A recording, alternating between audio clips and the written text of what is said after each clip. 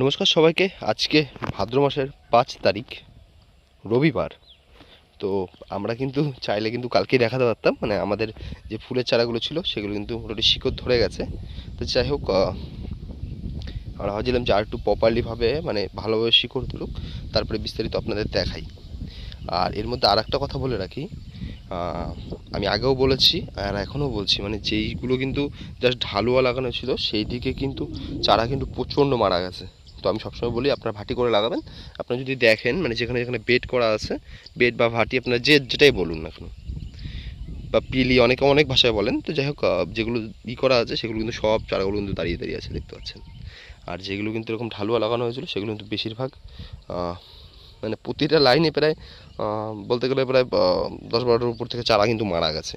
তো যাই হোক, যে এই পাশে যদি দেখেন, এই পাশেই একটা চারা আছে, আর এখানে কিন্তু সব মরে গেছে। আবার ওই একটা চারা আছে, তারপরে ওই একটা, তো ওইটাও মনে হতো গোড়া পচা লেগে গেছে। তো আপনাদের একটা দেখাই, শিকড় উঠিয়ে একটা দেখাই। দেখতে পাচ্ছেন এই চারাটা, বাবা মাটি শক্ত হয়ে গেছে। এই দেখুন, দেখতে পাচ্ছেন শিকড় ধরে গেছে, খুব সুন্দর ইসে আছে। তো যাই হোক, এটা ভরে দিই। আর আপনাদের আর একটা জিনিস বলে রাখি, মানে এই যে 4 দিন বা 5 দিন, ঠিক আছে, এই মানে এই সময় আসা পর্যন্ত আশা করি মাটি সব শুকিয়ে যাবে। যাক, এখন বৃষ্টি হচ্ছে, এখন ব্যাপারটা পুরোপুরি আলাদা। কিন্তু অবশ্যই আপনি চেষ্টা করবেন, মানে যেদিন তো লাগাবেন সেদিন তো অবশ্যই জল দিয়ে লাগানোর চেষ্টা করবেন। এবং কি যেই জোটা টানবে, মানে যদি রসটা টেনে যায় তারপরে আবার কিন্তু জল দেওয়ার চেষ্টা করবেন। তো মোটামুটি এখন প্রায় 6 দিন বয়স হয়েছে, চারা কিন্তু মোটামুটি শিকড় ধরে গেছে। তো এই ক্ষেত্রে অনেকে বুঝতে পারেন না কী করবেন। তো এই ক্ষেত্রে মূলত আপনারা জল দেবেন, মানে ধরুন যদি আজকে যদি জলটা দেন, আজকে যদি জল দেন তাহলে কালকে বিকেলবেলা চেষ্টা করবেন সার দেওয়ার। আর সার অবশ্যই আমি বলে রাখি, সার কিন্তু এই মুহূর্তে কাটাপতি কিন্তু 400 গ্রাম করে 14-35 দেবেন।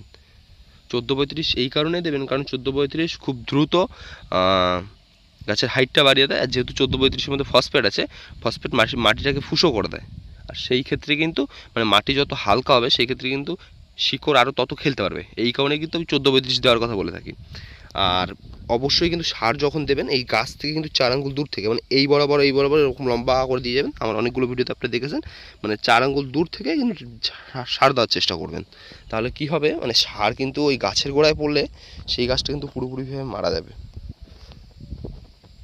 তো এই যে মোটামুটি আপনারা দেখতেই পাচ্ছেন। আর দাদা কিন্তু এখন বলছে যে হালকা করে নাকি আগে মাটি তুলে দেবে, তারপরে কিন্তু জল দিয়ে সার দেবে। তো মোটামুটি এইটা বলার একটাই মূলত কারণ আমাদের এদিকে কিন্তু 2 দিনের মধ্যে কিন্তু নিম্নচাপ হওয়ার কথা আছে। মানে দাদা ভেবেছিল যে এই জমিটার আসলে সত্যি এই জমিটার জল বের করার রাস্তা আছে, কিন্তু যেসব জায়গাগুলো ডাউন আছে, আমি তোমাদের আগেও বলেছি আর এখনও বলছি যে জমি কিন্তু সব জায়গায় কিন্তু এক লেভেল থাকে না। এই যে এইখানে আপনারা দেখুন,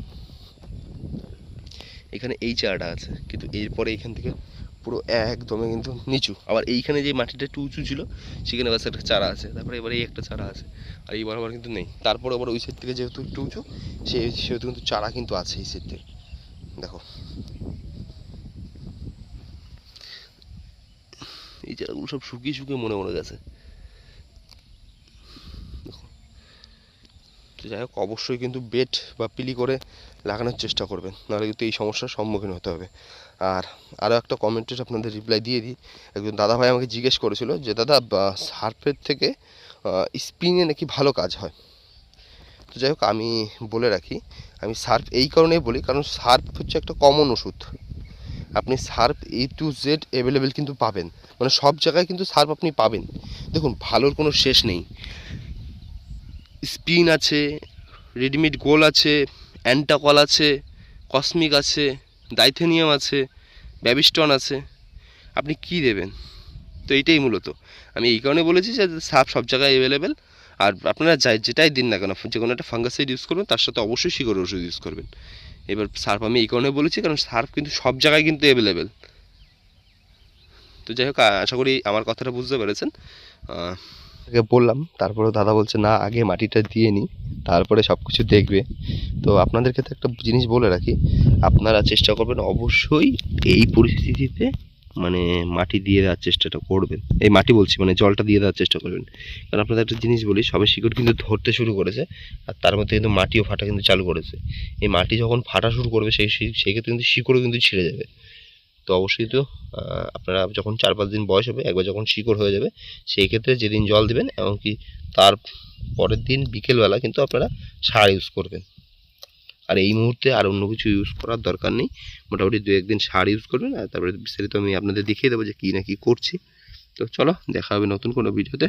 ততক্ষণের জন্য ভালো থাকবেন, সুস্থ থাকবেন।